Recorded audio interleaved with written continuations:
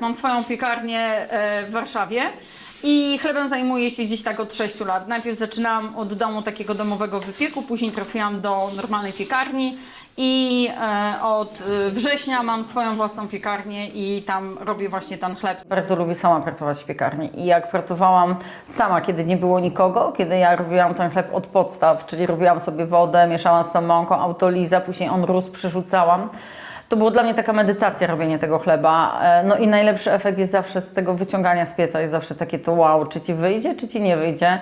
Jak go przekroisz i on jest wszystko w środku ok, to takie masz ciarki, aż jak ci ten chleb wychodzi, to normalnie masz ciarki. Ja bardzo lubię cały ten proces, dlatego rzuciłam tą moją pracę poprzednią w tej korporacji i zajęłam się czymś, co jest namacalne, coś, co mi w tym samym dniu mogę mieć efekt tego, co robię. To nie są przerzucanie dokumentów, czy jakieś projekty w korporacjach, które się ciągną pół roku, 2 lata, tylko ja mam efekt już. To jest takie rzemiosło od podstaw powstałe. I to mi sprawia bardzo dużą przyjemność, taka medytacja. Nie przeszkadza mi ranne wstawanie, jak ktoś mówi, że on by nie mógł być. To jest, jak coś lubisz, to będziesz to robił o 2 w nocy, o 3 w nocy, to będzie sprawiało przyjemność. Jeszcze jak stworzysz taki zespół, z którym lubisz pracować, z którym się pośmiejesz, no to idziesz tam na zabawę. Ja w tej chwili chodzę, mnie to bawi. Ja lubię swoją pracę, kocham swoją pracę. Sprawia mi to dużo przyjemności. Żeby robić chleb, trzeba mieć pasję. To jest takie coś, że musicie się do tego podpalić, że to codziennie może być coś innego. On codziennie może być inaczej. I jak się nauczycie robić ten chleb, to będzie wam to codziennie sprawiało satysfakcję. Bo jak jest ten piec zamknięty, patrzycie nie wiadomo co i jak wychodzi to jest wow, a jak nie wyjdzie, kurczę, czemu mi nie wyszło, trzeba jutro zrobić coś lepszego, nie? Coś nawaliłam, bo to przy robieniu takiego chleba jest bardzo dużo czynników, które decydują o tym, jak ten chleb wygląda. Podstawowym jest zakwas. Jeżeli coś nie wychodzi w chlebie, to jest zakwas. No tutaj przywiozłam zakwas, ja prowadzę, wy też prowadzicie pewnie tu zakwas normalny, ja go prowadzę z mąki żytniej z pełnego przemiału. A później jest mieszanie, później jest autoliza, później jest składanie tego chleba, bo to są wszystkie procesy, które zachodzą, każdy ma znaczenie. I jeżeli jakikolwiek sobie popsujemy, czynnik źle złożymy, coś się nam będzie spieszyło, to nam nie wyjdzie. I sercem piekarni jest piec. Jest piec i piec jest najważniejszą rzeczą, jaka istnieje w piekarni, bo to ciasto wy robicie ręcznie, nie musicie mieć miksera. To ciasto wyrośnie wam. Nawet kiedy nie będziecie mieć lodówki, to możecie zrobić takie garowanie ciepłe. Żeby zrobić dobry chleb, potrzeba miłości do tego, co się robi, bo chleb potrzebuje czasu, potrzebuje rozmowy z nim. Jest takie powiedzenie, że chleb mówi, piekarz słucha. I tak naprawdę jak będziemy go robić powoli, będziemy robić to z pasją, będziemy się zastanawiać nad każdym procesem, nie będziemy robić tego mechanicznie, codziennie, tak jak na hali produkcyjnej, że przychodzisz, puszczasz guzik i wszystko ci się tworzy. Nie. Tu ten chleb codziennie może być inny, bo jest inna temperatura powietrza, inna woda, mąka się nagrzała, stała przy piecu, jest cieplejsza, to wszystko ma znaczenie. Nad tym się trzeba skupić, pomyśleć, co się robi i robić to powoli. Trzeba to nie spieszyć się. Chleb nie lubi takiego popychania szybko. On lubi wolno sobie urosnąć, wolno być złożony, lubi być dopieszczony i wtedy powstaje dobry chleb. Ale no zazwyczaj, no i to każdy piekarnik to trzeba spalić albo nie dopiec 3-4 chlebów, żeby zobaczyć, jak ten piekarnik działa, nie? Jaka moc. Żydko można naciąć tak, można naciąć na 4, to muszą być szybkie ruchy, nie? I te 2 wrzucimy. Najlepsza jest jednak żyletka. Żyletka się sprawdza najlepiej i możemy też go obciąć szybciutko jedną ręką. Widzicie, jakie ma strukturkę i tu ładnie możemy zrobić szlaczek. Kłosik z jednej, z drugiej strony, to przed włożeniem się można pobawić. I znowu go włożymy do piecka. Tu możemy tak samo naciąć na przykład taki wymyślny znaczek. To jest żyletką to, co masz. To jest żyletka, zwykła żyletka, tylko jest żyletka, tylko że ona jest zrobiona na patyczku. No. Ile tam ich jeszcze mamy? Czy piec kupowałaś nowy? Piec kupowałam nowy, ponieważ uważam, że piec jest podstawą piekarni i jeżeli już, to chleb zrobię ręcznie, zamieszam go ręcznie, natomiast upiec go nie upiekę w niczym. I co, i używane piece nie ufasz? Ufam, tylko że moim marzeniem była dobra piekarnia i chciałam sobie to, zainwestowałam, główną inwestycją w mojej piekarni był piec.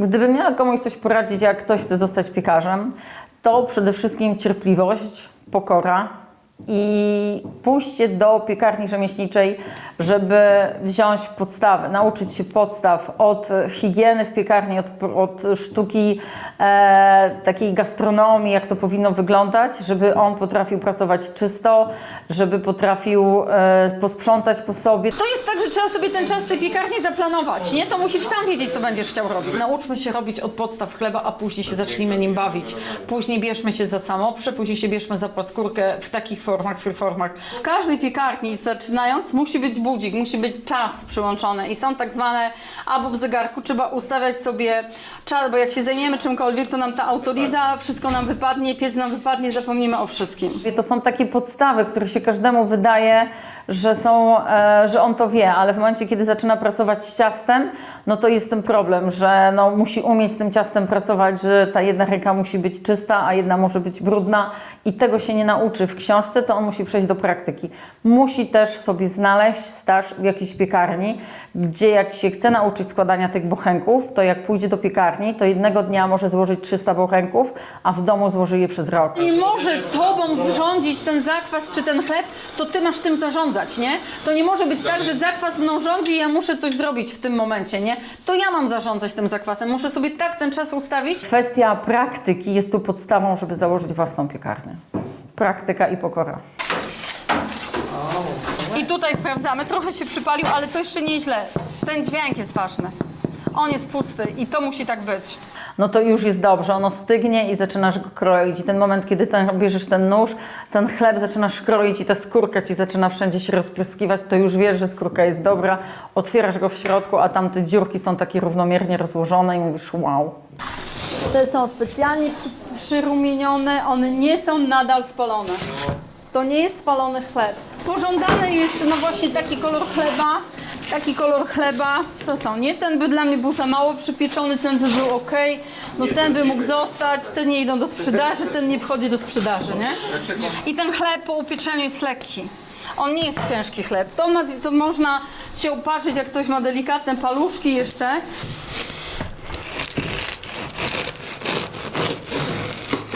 I tutaj jest to, o co walczyliśmy.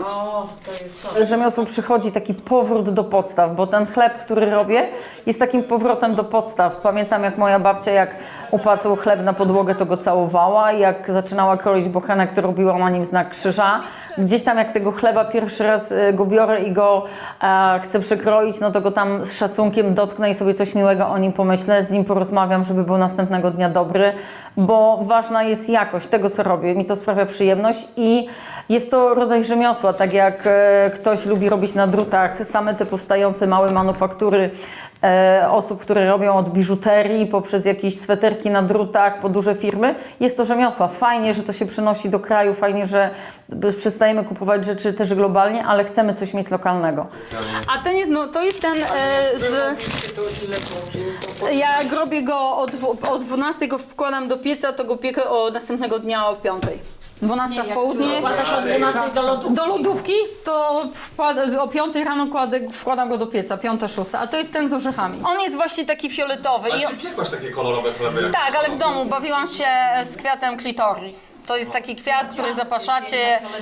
To jest takie niesamowite, że ci ludzie przychodzą, albo ktoś mi wyśle SMS-a ze zdjęciem, jak jego dziecko je chleb i mówi, że je ten chleb. Pani kiedyś do nas przyszła i mówi, że ma takiego psa, że tylko nasz chleb je i ona go nie wzięła z domu, czy mogę jej ukroić kawałek chleba. I ten pies przychodzi do nas i on się zatrzymuje pod drzwiami tej piekarni, biegnie, właściciela nie ma, jest pies i on czeka, żeby mu otworzyć, bo do nas mogą wejść zwierzęta i ten pies dostaje jakiegoś tam kawałek kromki czy coś. Jest bardzo zadowolony.